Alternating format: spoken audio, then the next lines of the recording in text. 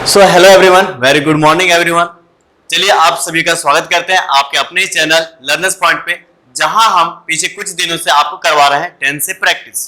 और टेंस के पहले दिन की प्रैक्टिस में हम लोग किए थे बहुत सारे बेसिक क्वेश्चंस, जिससे कि आपका जो भी कॉन्सेप्ट है आपके माइंड में सेट हो पाए। और उसके बाद हम लोग देखे थे सेंटेंस इंप्रूवमेंट से रिलेटेड क्वेश्चन, और वहां पे हम लोग सीख किए थे अपने आंसर का। ठीक है, तो इसी जर्नी में आज हम लोग करने वाले हैं टेंस से रिलेटेड बहुत ही इंपॉर्टेंट क्वेश्चंस, जिसमें कि आपको बहुत सारे बेसिक एंड डीप नॉलेज के कॉन्सेप्ट देखने को मिलेगा। तो चलिए जल्दी से इस सेशन में सभी को जोड़ लीजिए, और इसके बाद शेयर कीजिए, लाइक कीजिए और एंजॉय कीजिए आज का सेशन। ठीक है, और एक्चुअली बता दें आपको कि टेंस से रिलेटेड हम लोग पिछले 5 दिनों से काफी प्रैक्टिस किए हैं, और 5 दिनों में आपको हम बहुत सारे क्वेश्चंस करा चुके हैं। आज आपके लिए डे है 6। ठीक है, कौन सा डे आपके लिए? डे 6, जिसमें कि हम लोग करने वाले प्रेक्टिस क्वेश्चंस, जो आपके लिए बहुत ज्यादा इंपॉर्टेंट होगा। और साथ में आपको बता दें कि हम लोग आपके लिए एक रामबाण सेशन लेकर के आए हैं, रामबाण बैच लेकर के आए हैं, जिसमें आपको हम प्रैक्टिस से प्रोस्पर तक पहुंचाने की एक जो विश्वास है, वादा है, उसके साथ आए हैं।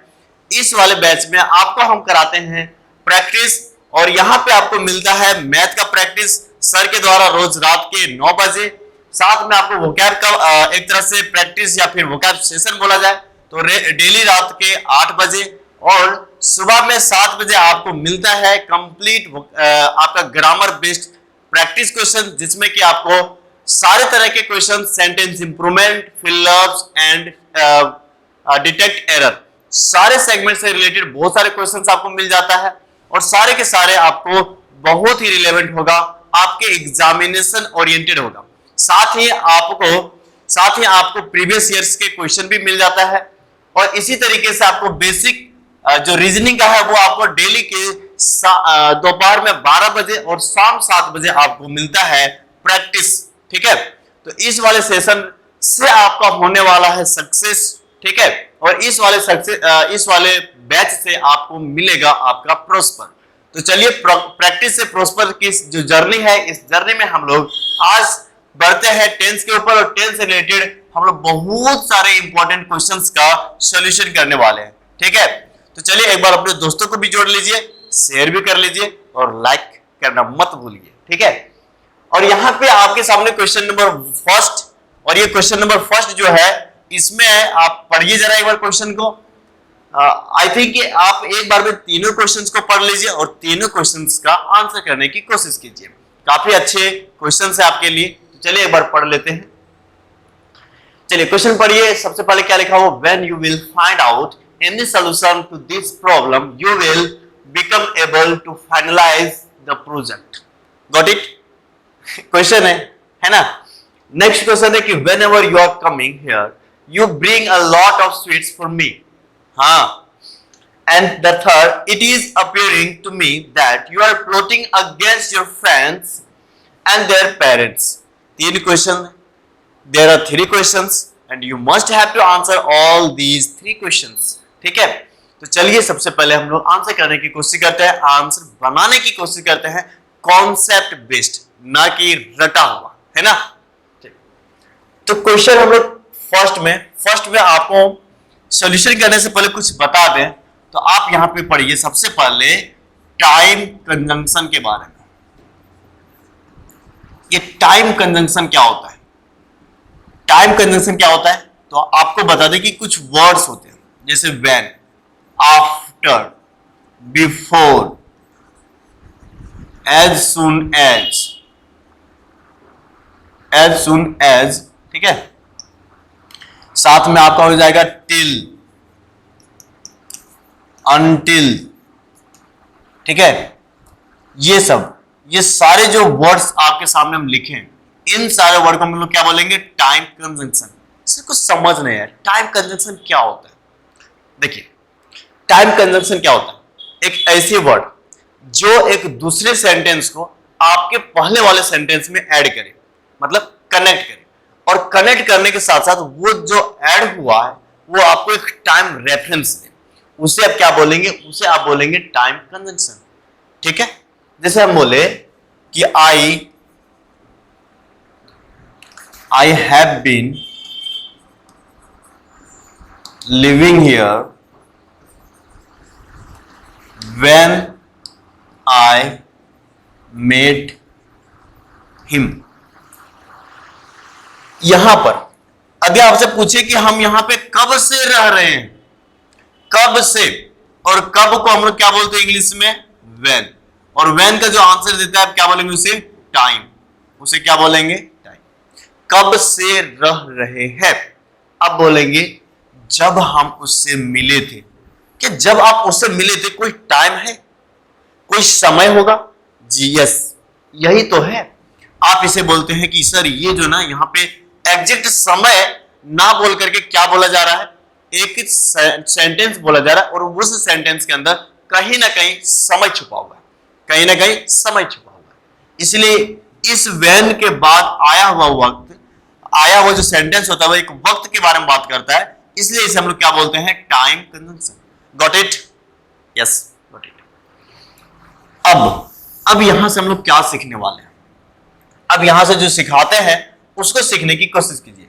जैसे हम बोले कि आई, ठीक है, आई केम हियर ऑन मंडे. दूसरा बोलेंगे आई विल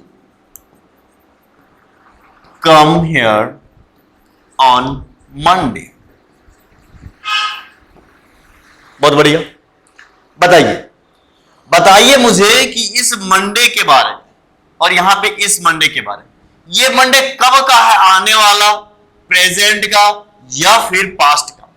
और यहां पे ये मंडे कब का है? आने वाला, प्रेजेंट का, या पास्ट का?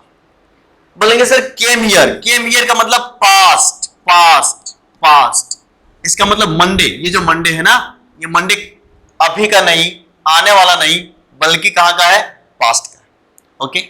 दूसरी बात, आई विल कम, आऊंगा, आऊंगा, आने वाला मंडे है ना, ये कौन सा मंडे है? आने वाला मंडे.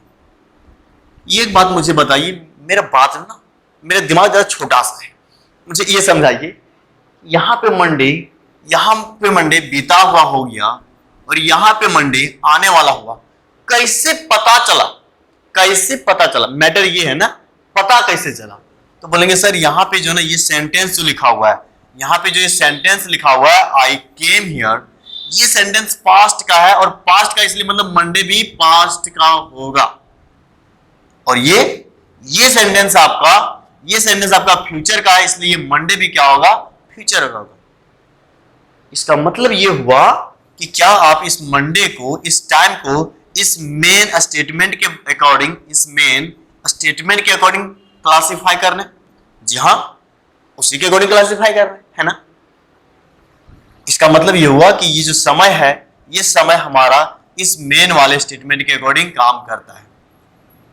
बहुत बढ़िया, मेन वाले स्टेटमेंट के अकॉर्डिंग काम करता है. चलिए, मेन वाले स्टेटमेंट के अकॉर्डिंग काम करता है, इसको मिटा दें.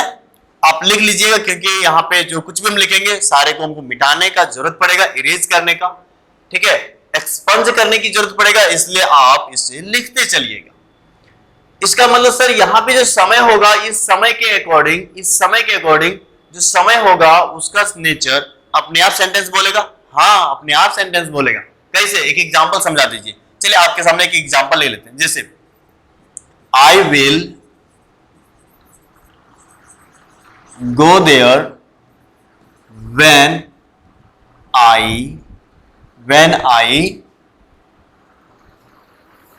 ठीक है, when I will meet you, मैं वहां जाऊंगा जब आपसे मैं मिलकर जाऊंगा. यहां से यहां तक क्या समय है? मुझे ये बात बताइए, क्या यहां से यहां तक जो है क्या ये समय है? ठीक है, यहां से यहां तक क्या ये समय है? आप बोलेंगे जी हाँ, यहां से यहां तक ये समय है. ठीक है, यहां से यहां तक ये हमारा समय है. ठीक है, जब ये समय है इसका मतलब मंडे के अकॉर्डिंग.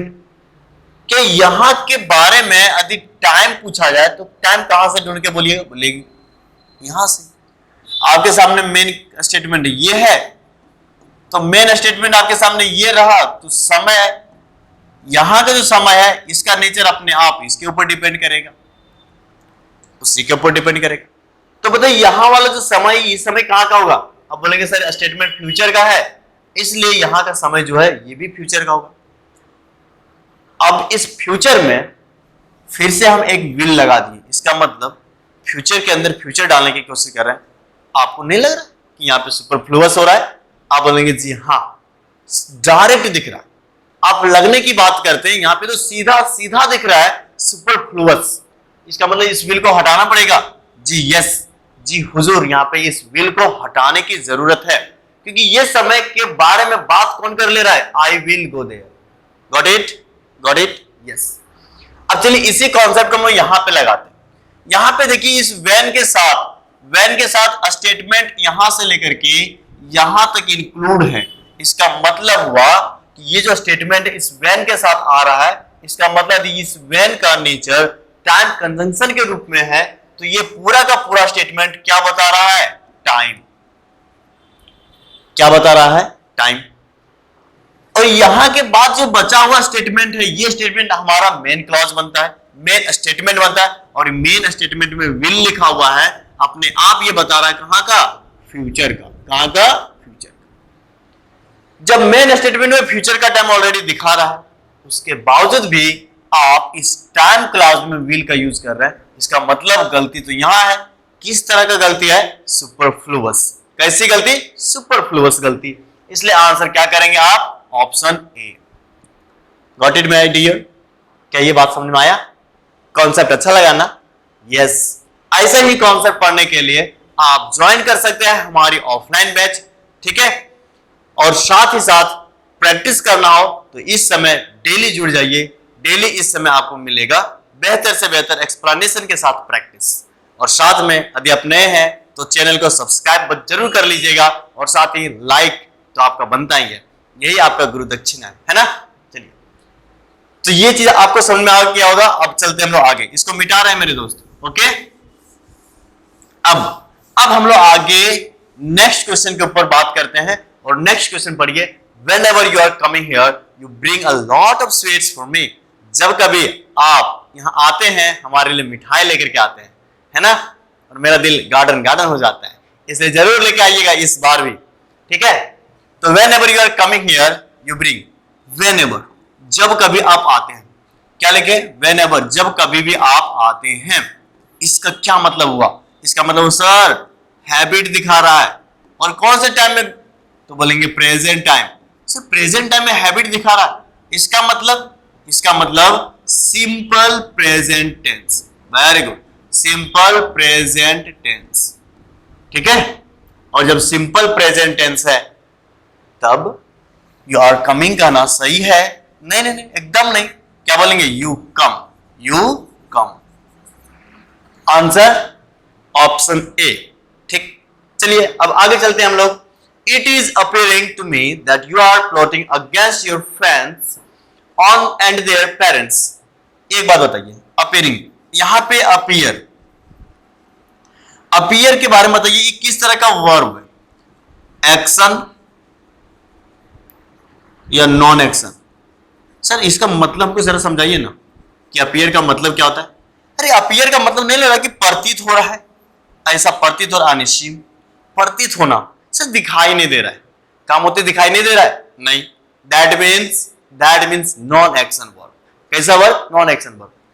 नॉन एक्शन वर्ब है, कंटिन्यूअस बनेगा क्या नॉन एक्शन का? जी नहीं, इसका मतलब ये गलत हो गया। तो क्या बोलेंगे? It appears, it appears, it appears, ठीक है? इजी। लेकिन कभी कभी इजी अपीयर का दूसरा मीनिंग आपके सामने आता है। दूसरा मीनिंग इसका क्या आता है आपके सामने? To publish. क्या आता है? To publish. Sir to publish का मतलब प्रकाशित करना। जब आप अपने बुक को प्रकाशित करते हैं ना, दैट इज पब्लिश। और वहां पे क्या प्रकाशित होने से प्रकाशित कर रहे हैं, क्या आपको समझ में आ रहा है? देख पा रहे हैं? यस, एक्शन वर्ब हुआ। हाँ, इसका मतलब वहां पे अपीयर का अपीयरिंग होगा। यस, यहाँ पे कंटिन्यूअस बनेगा, यहाँ पे कंटिन्यूअस बनेगा। जैसे एग्जांपल बनाए कि my next book is appearing appearing this month, this month. Got it? जी हुजूर, यस। इसका मतलब यहां पे अपीयरिंग होगा, यस यहां पे होगा। यही बात तो आपको बताते हैं ना कि कुछ ऐसे वर्ब्स हैं जो आपको कभी कभी नॉन एक्शन ना होकर के एक्शन में भी आ जाता है, जैसे लव, है ना। तो इस तरीके से यहां पे अपीयर भी है, तो उस वाले लिस्ट में आप अपीयर को भी डाल लीजिएगा। सर इसका और भी मीनिंग होता है क्या? हाँ, एक और मीनिंग होता है। और मीनिंग क्या होगा? जब आप ना अब लोगों के सामने आते हैं, ठीक है, या फिर बोलेंगे कम बिफोर पब्लिक, या फिर इसको दूसरा जगह पे हम लोग लिख लेते हैं ना, इसको हम लोग चलिए दूसरा जगह पे लिख लेते हैं, यहां पे स्पेस कम है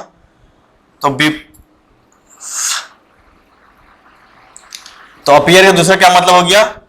अपीयर का दूसरा मतलब हो गया आपके सामने come in front of people, people के सामने आना। जैसे स्टेज पे आता है ना, उस वाली चीज को क्या बोलेंगे? अपीयर।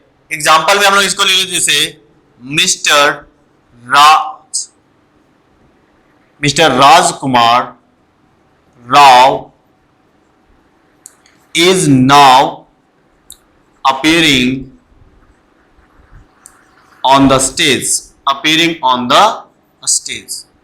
तो ये सारे आप एग्जाम्पल को लिख लीजिएगा। ये सारे एग्जाम्पल में आपको क्या समझ में आया कि अपीयर जो है एक बार सीन का मतलब देता है, दूसरी बार यहाँ पे पब्लिश का मतलब देता है, और तीसरी बार में किसी भी व्यक्ति के या फिर लोगों के सामने में आने का मतलब देता है। और इन दोनों जगहों पे ये एक्शन के रूप में दिखता है, जबकि अब सीम के रूप में ये नॉन एक्शन के रूप में दिखता है। और यहां पे मतलब बन रहा है सीम का, और यहां पे जब सीम का मतलब बन रहा है, इसका मतलब ये नॉन एक्शन है, और नॉन एक्शन को हम लोग कभी भी कॉन्टिन्यूअस फॉर्म नहीं देते। ठीक, अब चलते हैं हम लोग नेक्स्ट क्वेश्चन। और अभी आपके सामने ये 3 क्वेश्चन रहा, तीनों को जल्दी से पढ़ लीजिए। आपके सामने कुछ सेकेंड्स का वक्त दे रहे हैं, और then after I will discuss in these 3 questions. So answer करना मत भूलिएगा कमेंट में, आप क्या आंसर करने की कोशिश कर रहे हैं, ठीक है? तो चलिए जल्दी से कीजिए।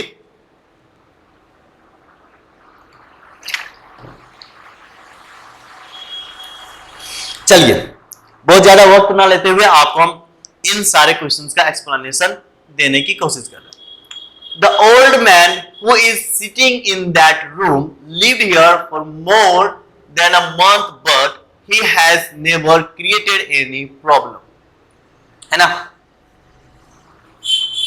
चलिए यहां पे पहले बताइए कि गलती कहां है। सर यहां पे ना सेंटेंस समय के साथ यदि देखा जाए तो प्रेजेंट टाइम में चल रहा है, बहुत बढ़िया। सर यहां पर भी हैज के साथ V3 लिखा हुआ है, मतलब ये भी आपका प्रेजेंट टाइम से है, गॉट इट। लेकिन सर यहां पे ना हमको दैट रूम लिव्ड, इसका मतलब the old man who is sitting in that room. यदि यहां से यहां तक, यहां से यहां तक, ठीक है ना, यहां से यहां तक को हम लोग एडजेक्टिव क्लॉज बोले और उसको हटा करके वहां से बाहर फेंक दे, तो आपके सामने क्या दिखेगा? The old man lived here for more than, बन गया। इसका मतलब ये चीज का यहां पे यदि हटा दें तो वो भी इस लिव्ड के लिए सेंटेंस में सब्जेक्ट क्या बना? The old man. और जब द ओल्ड मैन बना और सब्जेक्ट के जस्ट बाद V2 दिखा, इसका मतलब क्या हुआ? पास्ट है। तो सर अभी वो बच्चा, वो बूढ़ा जो है बैठा हुआ है, और यहाँ पे हैज के साथ प्रेजेंट टाइम के बारे में बात कर रहा है। सर ये बीच में V2 आने से पास्ट टाइम नहीं बन रहा? यस। तो सर पैरेललिज्म के अकॉर्डिंग ये गलत नहीं हो रहा? हाँ गलत हो रहा है। तो गलत कहां पे हो रहा है? इस लिव्ड की जगह पे। अब इस लिव्ड की जगह पे आप कीजिएगा क्या? आपका आंसर होगा वहां पे सटिक क्या, कॉन्सेप्ट के अकॉर्डिंग वहां पे लगाइएगा क्या? तो सर यहां पे दिख रहा है ना कि 4 plus more than a month, इसका मतलब 4 प्लस टाइम। और सर हमको प्रेजेंट में यूज करना है, हाँ यूज कर लीजिए प्रेजेंट में। सर प्रेजेंट में 4 का यूज आप कहां कहां बताए थे? तो हम बताए थे 2 जगहों पे। कहां कहां पर? तो आप बोलेंगे वैसे तो हम लोग बहुत जगह पे बनाए थे, लेकिन यहाँ पे ना, यहाँ पे जैसा टाइम एक्सप्रेशन के साथ हम लोग बात कर रहे हैं, और यहाँ पे 4 का मतलब के लिए नहीं होकर के क्या बन रहा है? यहाँ पे से। यहाँ पे क्या बन रहा है? इसका मतलब से। और जब से बन रहा है तो हम लोग से वाला यूज 2 जगहों पे देखे थे। कौन कौन जगहों पे आप बोलेंगे सर प्रेजेंट परफेक्ट टेंस, कहां पे प्रेजेंट परफेक्ट टेंस, और दूसरा sir present perfect continuous tense, present perfect continuous tense, है ना। चलिए बहुत बढ़िया। तो सर क्या ये दोनों से हम बना सकते हैं? हाँ बना सकते हैं, क्यों नहीं। इसलिए इस जगह पे आंसर क्या क्या हो सकता है, हैज लिव्ड, ये भी सही हो जाएगा, और दूसरा क्या हो जाएगा, has been living, has been living, और ये भी सही हो जाएगा।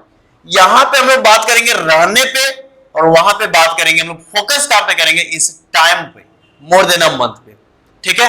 तो आई थिंक आपको ये एक्सप्लेनेशन आ गया होगा समझ में, और जो हमारे बच्चे ऑफलाइन बैच के होंगे उसको तो 100% आया होगा, क्योंकि इस पे हम बहुत अच्छे तरीके से बात कर चुके हैं, एक्सप्लेन किए हैं डिटेल्ड, एकदम डिटेल तरीके से, तो उसे तो 100% आना होगा, और 100% आया भी होगा। ये हमारी उम्मीद है, हमारा मेहनत का ये वो अंदर से ना जो बोलते हैं ना कि अंदर से आवाज आ रहा है हमारी मेहनत का, ठीक है।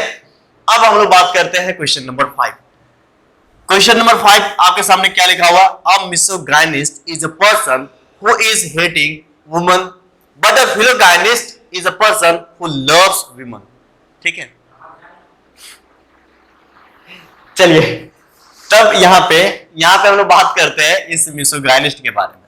अच्छा मिसोगाइनिस्ट का क्या मतलब होता है, हाँ ये वन वर्ड का आंसर होगा ना। चलिए तो मिसोगाइनिस्ट वन वर्ड में आप लोग क्या पढ़ेंगे, अरे यहां तो लिखा हुआ ना, a person who hates woman, क्या ये एक तरह का आपके सामने एक नेचुरल ट्रूथ के रूप में दिख रहा है।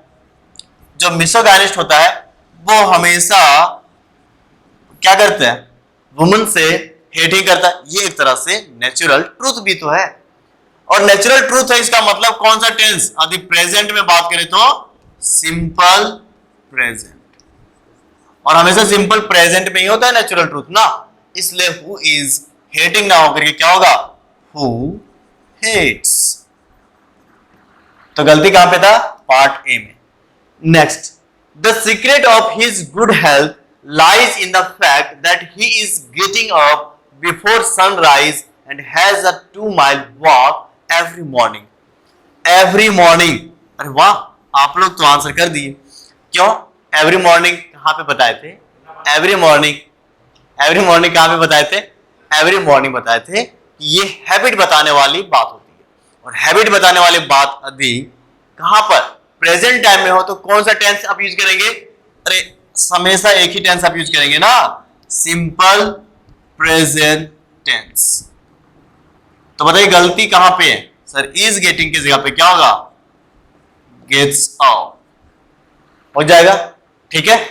तो वहां पे हो जाएगा he gets up before sunrise and has a 2-mile walk every morning. कोई दिक्कत जी नहीं। अब चलते हम लोग नेक्स्ट क्वेश्चन, और नेक्स्ट क्वेश्चन के लिए आपको कुछ वक्त का हम समय दे रहे हैं, जल्दी से आंसर कीजिए, ठीक है।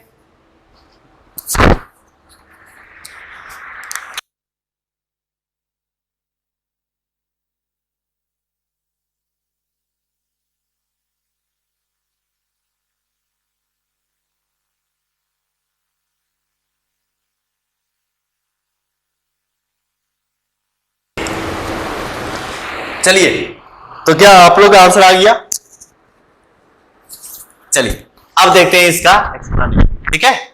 तो आपके सामने क्वेश्चन क्या लिखा है, nowadays he teaches physics because the teacher of physics has been absenting himself for a month। एक बात तो पहले यहां पे ध्यान रख लीजिए, ये जो वर्ड आपके सामने लिखा हुआ एब्सेंट, एब्सेंट जो वर्ड लिखा हुआ ना, एब्सेंट एक ऐसी वर्ड है या फिर एक ऐसी वर्ब है जिस वर्ब के बाद आपको एक ऑब्जेक्ट चाहिए ही चाहिए ना, और यदि आप ऑब्जेक्ट नहीं दे पा रहे हैं तब वहां पे ऑब्जेक्ट के रूप में क्या लेगा, रिफ्लेक्सिव।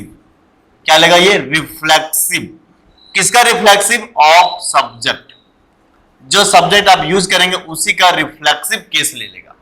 इसलिए देखिए यहां पे एब्सेंटिंग के बाद क्या क्या पड़ गया यहाँ पे, हिमसेल्फ, क्योंकि सब्जेक्ट क्या है, द टीचर, और द टीचर को आप क्या बोलेंगे, ही, और इसलिए यहां पे क्या आ गया, हिमसेल्फ। ये रहा अलग बात। अब हम लोग बात करते हैं इसका आंसर। आपके सामने हम दो तरह के एक्शन के बारे में बात की थी या फिर चेंज के बारे में। एक चेंज था टेम्पररी चेंज और दूसरा था परमानेंट चेंज। ठीक है, कौन कौन सा था?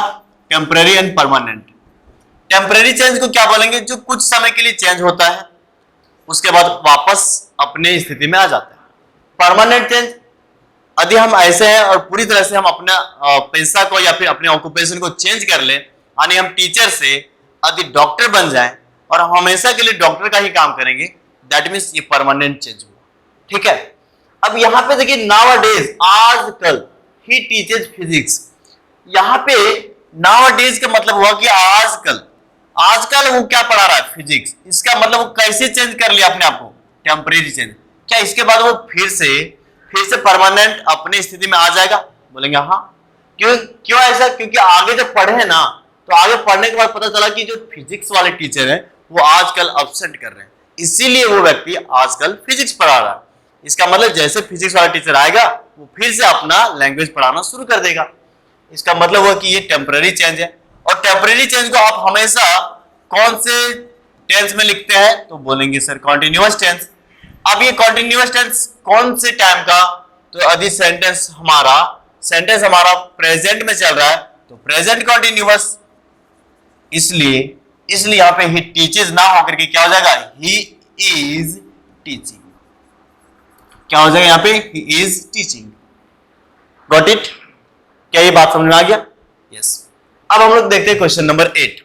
क्वेश्चन नंबर 8 में क्या? He seems to be happy because his parents had come from London to live with him. यहां पे देखिए ही सीम्स, ये सीम्स क्या बना? V5। और जब ये V5 है इसका मतलब कौन सा समय? तो बोलेंगे सर प्रेजेंट टाइम। कौन सा समय? Present time. अब ये प्रेजेंट टाइम है, साथ में यहां पे क्या है कि बिकॉज हिज पेरेंट्स हैड कम। अब यहां पे क्या होगा? He seems to be happy because his parents had come। ये प्रेजेंट टाइम में है और यहां पे क्या लिखा हुआ? ये आपके सामने पास्ट टाइम। तो चेंज क्या कीजिएगा? वो पास्ट टाइम में नहीं होगा। तो आप आंसर क्या कीजिएगा? He seems to be happy because his parents had come की जगह पे क्या बोलेंगे आप? Have come। क्योंकि have जो है और has जो है आपका कौन सा टाइम दिखाता है? तो बोलेंगे सर प्रेजेंट टाइम दिखाता है। और यहां पे हैड आकर के टाइम को कहां पे लेके चला गया था? पास्ट। तो आंसर क्या कीजिएगा आप? Option B. ठीक। नेक्स्ट क्वेश्चन है question number 9। It is high time. Sir छोड़ दीजिए आप। क्यों इसका आंसर छोड़ दें? क्योंकि इट इज हाई टाइम है और जानते हैं कि it is high time, it is time से जो भी सेंटेंस शुरू होता है या फिर इसके बाद कोई भी एक नया सेंटेंस आता है तो ये सेंटेंस हमेशा कौन सा टेंस में होता है? Simple past. Very good, excellent. और इसीलिए यहां पे यू आर स्टार्टिंग की जगह पे क्या हो जाएगा? You are started. ठीक है, और ये फिर हो जाएगा यहां पे सही। कोई दिक्कत, कोई तकलीफ? ठीक है, कुछ किसी तरह का दिक्कत तो नहीं ना? जी नहीं। तो बोलिएगा यदि उल्टी, ठीक है ना, जुकाम वगैरह कुछ भी आ रहा होगा तो नेक्स्ट क्वेश्चन में आपका सारा क्लियर होने वाला है। समझे? कोई तकलीफ नहीं होना चाहिए। अब हम लोग देखते हैं next question, question number 10। Question number 10 पढ़िए, क्या लिखा हुआ? I have come to know that your father has died last week. Answer बन गया होगा। कैसे? क्योंकि लास्ट वीक इसका मतलब पास्ट टाइम, और पास्ट में कैसा? एक particular point of time of past. और जब ये पास्ट का है इसका मतलब यहां पे ये पिताजी का जो है डेथ यहां पे लिखा हुआ, ये हमेशा पास्ट में होगा। और यहां पे सिर्फ हम लोग V2 लिखेंगे और सिंपल पास्ट में इसको हम लोग बनाने की काम करेंगे। इसलिए यहां पे गलती था, यहां पे हैज डाइड ना होकर के सिर्फ क्या होगा? सिर्फ होगा योर फादर डाइड। ठीक। चलिए, many of my friends wish to come here today but none of them arrived at. Answer कीजिए, आंसर क्या होगा?